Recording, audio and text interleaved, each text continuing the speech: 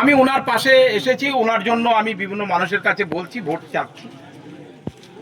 আমি একটা কথা বলবো, দেখুন এই বিধানসভা নির্বাচনে বিভিন্ন দলের প্রার্থীরা কন্টেস্ট করছে, প্রতিদ্বন্দ্বিতা করছে। এখন বিশেষ করে আমি একটা উদাহরণ তুলে আপনাদেরকে বলতে চাই। এই শাসক দলের যে প্রার্থী রুকবানুর রহমান এখানে দাঁড়িয়েছেন, ইনি বিগত দিনে চাপড়া বিধানসভা কেন্দ্রের বিধায়ক ছিলেন। তো ওনার কোনো নিজস্ব যোগ্যতা ছিল না। ওনার ভাই রিজানুর রহমান আজ থেকে 17 থেকে 18 বছর আগে ওনাকে মার্ডার করা হয়েছিল। উনি একজন হিন্দু মহিলাকে বিয়ে করবার কারণে ওনাকে পরিকল্পিতভাবে খুন করা হয়েছিল। তো সেই ঘটনাকে কেন্দ্র করে আমরা সকলেই প্রতিবাদ করেছিলাম, হিন্দু মুসলিম সকলেই, যে অন্যায়ভাবে কাউকে এরকমভাবে মারা উচিত হয়নি। সেই আবেগকে কাজে লাগিয়ে মমতা ব্যানার্জি ওনাকে বিধানসভার টিকিট দিয়েছিল, উনি চাপড়া বিধানসভা কেন্দ্রে জয়লাভ করেছিলেন। তো আমি যে কথাটা বলতে চাই, সেই রিজানুর রহমান তার মৃত্যুকে কেন্দ্র করে তার আবেগকে কাজে লাগিয়ে উনি বিধায়ক টিকিট পেলেন। চাপড়াতে পরপর উনি 3 বার বিধায়ক হলেন, হোক কোনো অসুবিধা নেই। কিন্তু ঘটনাটা হলো ওনার কার্যকলাপে মানুষ এত অতিষ্ঠ হয়ে গেল, চাপড়ার মানুষ ওনাকে আর মেনে নিতে পারলো না। ওনার প্রতি মানুষ রাগ, বিভিন্ন প্রতিবাদ করতে শুরু করলো। দল বুঝলো যে ওনাকে চাপড়ায় দাঁড় করালে এবার হেরে যাবে ওনাকে। ওখানকার মানুষকে ত্যাগ করলো, সেই পরিত্যক্ত একটা লোককে পলাশীপাড়া বিধানসভা কেন্দ্রে পাঠিয়ে দিল। তো আমি যে কথাটা আপনাদের বলতে চাই, এই রিজানুর রহমান 16 থেকে 17 বছর হয়ে গেল তার মৃত্যু, সেই মৃত্যুর এখনো পর্যন্ত বিচার হয়নি। তার ভাই তার মৃত্যুকে কেন্দ্র করে যখন সে বিধায়ক হলো, একজন বিধায়ক হয়ে সে নিজের ভাইয়ের বিচার 17 থেকে 18 বছর হয়ে গেল এখনো পাইয়ে দিতে পারলো না। আমি আপনাদের কাছে বিবেকের কাছে একটা প্রশ্ন করব, সেই লোককে যদি আপনারা ভোট দিয়ে যদি জয়লাভ করেন, তাহলে পলাশীপাড়া মানুষের কি বিচার করবেন উনি? যে নিজের ভাইয়ের বিচার পাইয়ে দিতে পারলো না একজন বিধায়ক হয়ে, 17 থেকে 18 বছর হয়ে গেল, তাহলে আপনার কি বিচার পাইয়ে দেবে? তো এই বিচার আপনারা করবেন। অপরদিকে অন্যান্য দলের যে প্রার্থী, যেখানে সিপিআইএম দল নেই, শামসুর রহমান সাহেব যে আইএসএফ এর ক্যান্ডিডেট হয়েছে, ওনার সঙ্গে আমার 2 দিন আগেও কথা হলো। উনি আমাকে নিয়মিত ফোনও করে যে ভাই এ হবে না। এখানে এত পরিস্থিতি খারাপ, উনি গত পরশুদিন এসেছে, আজকে আবার চলে গেল। অর্থাৎ ওনার মধ্যে একটা চিন্তা ভাবনা হচ্ছে যে এই ভোট আমি করতে পারবো না। তো যাই হোক, এই শামসুর রহমান সাহেব উনি আলামিন মিশনে পড়াতেন, প্রাইভেট টিউশনই পড়ান, ওনার এটাই ভালো মানুষ। কিন্তু রাজনৈতিক জগতে মানুষের সেবা করবার জন্য যে সামর্থ্য, নিজের যোগ্যতা থাকা দরকার, শামসুর রহমান সাহেবের নেই। অন্যদিকে আমাদের এই হায়দার আলী মন্ডল মহাশয়, ইনি একজন শিক্ষিত ব্যক্তি, ইনার নিজস্ব স্কুল আছে, ক্যালকাটা পাবলিক একাডেমি, যদি নেটে মারেন দেখবেন ক্যালকাটা পাবলিক একাডেমি স্কুল, সেই স্কুলের উনি মালিক। 2-3টে মাদ্রাসা আছে, সেই মাদ্রাসা কমিটির উনি কোনো মাদ্রাসার প্রেসিডেন্ট, কোনো মাদ্রাসার সেক্রেটারি, এবং মাদ্রাসাগুলো যে চলছে উনি ব্যক্তিগত কিছু অর্থ সাহায্যের উনি নিজস্ব করে থাকেন, সেই মাদ্রাসাগুলো সুষ্ঠুভাবে চলছে। তো আমি বলতে চাই, ইনি একজন ধার্মিক ব্যক্তি, সৎ ব্যক্তি। বিগত দিনে আপনারা রেখেছেন বিভিন্ন করাপশন, বিভিন্ন দুর্নীতি। তো আমি যেটা বলতে চাই, এই হায়দার আলী মন্ডল মহাশয় ইনি একজন নামাজি ব্যক্তি, পরেশগার ব্যক্তি, এবং ইনি সৎ ব্যক্তি। অন্তত এই লোকটাকে যদি আপনারা ভোট দেন, আপনাদের পাশে থাকবে।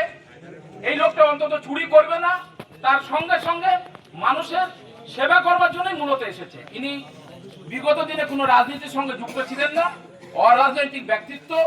উনি জীবনের প্রথম এই রাজনীতিতে এসেছেন। এই বাবরি মসজিদ যখন হলো, আমার সঙ্গে ওনার কথা হলো, আমি কলকাতায় থাকি, উনি আমাকে বললেন চলুন বাড়ি যাই, বাবরি মসজিদে চলুন। তারপরে আমি শুনলাম যে উনি নিজেই একা একা গেছে, এসে ওখানে বেশ কিছু অর্থ দান করেছে, 3 লক্ষ টাকা বাবরি মসজিদে উনি নিজে দান করেছিলেন। তারপরে আমাকে বলছে চলুন না ভাই একদিন ঘুরে আসি। আমি বললাম আমার তো কাজ আছে। তো যাই হোক, তারপরে বুঝলাম যে এই লোকটার মধ্যে একটা টান আছে, একটা সততা আছে, একটা মানুষের পাশে দাঁড়াবার মতো একটা মনোভাব আছে। এই লোকটা অন্তত আগামী দিনে যদি বিধায়ক নির্বাচিত হন বা আগামী দিনে যদি ক্ষমতা পান, অন্তত নিজের স্বার্থের জন্য কিছু না করে জনগণের পাশে দাঁড়াবে। তো সেই কথা অনুভব করে আমি নিজে হুমায়ুন কবির সাহেবকে বলেছিলাম যে আপনি পলাশীপাড়া বিধানসভা কেন্দ্রে হায়দার আলী মন্ডল মহাশয়কে আপনি দিন। রুকবানুর রহমান দাঁড়িয়েছে, ওখানকার একটা রিজেক্টেড একটা পরিত্যক্ত লোক, চাপড়ার মানুষ ওনাকে পরিত্যাগ করেছে, ওনাকে রিজেক্ট করে দিয়েছে। সেই রিজেক্টেড জিনিসকে আমাদের ঘাড়ে চাপিয়ে দিয়েছে। এখানকার পলাশীপাড়ার মানুষ, বিবেকবান মানুষ, শিক্ষিত মানুষ ওনাকে মেনে নেবে না। একদম সজ্জন ব্যক্তি চাই এখানে। তাই আমি হুমায়ুন কবির সাহেবকে বলেছিলাম হায়দার আলী মন্ডল মহাশয়কে আপনি এখানে নমিনেশন দিন। তাই ওনাকে এখানে নমিনেশন দিয়েছে, উনি প্রতিদ্বন্দ্বিতা করছেন এবং উনি জেতার জন্যই সর্বতভাবে চেষ্টা করছে। তার সঙ্গে সঙ্গে উনি আমাকে বারবার বলেছে, ভাই আমি আমার নিজের জন্য কিন্তু করছি না, আপনারা আমাকে দাঁড় করিয়েছেন, করান। আর আমার যা উপরওয়ালা যে আমার দৌলত সম্পদ দিয়েছে, আমার যদি 4টে পিঁড়ি যদি বসে খায় তাও শেষ হবে না, উনি আমাকে বলেছেন। অর্থাৎ আমি যদি আগামী দিনে জয়লাভ করি, আমার নিজের স্বার্থের জন্য নয়, আমি নিজে কোনো রকম ভাবে রাজকোষে কোনো রকম ভাবে অন্যায়ভাবে টাকা আত্মসাৎ করব না, আমি মানুষের পাশে থাকব। এই একটা তো তাই আপনাদের কাছে আমি আবেদন করব, অন্যান্য ক্যান্ডিডেটদের, অন্যান্য প্রার্থীদের কথা ভাববেন, পাশাপাশি রাখবেন যে রুকবানুর রহমান কি, যে ভদ্রলোকটা নিজের ভাইয়ের বিচার আজ পর্যন্ত পাইয়ে দিতে পারলো না, সে আপনার আমার কি বিচার পাইয়ে দেবে?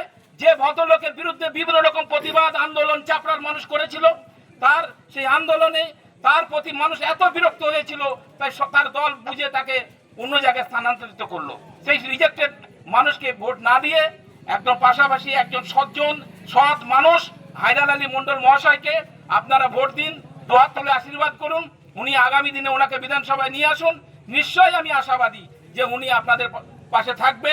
ওনার স্বার্থ সামর্থ্য, ওনার বিবেক অনুযায়ী উনি আপনাদের কথা শুনবেন।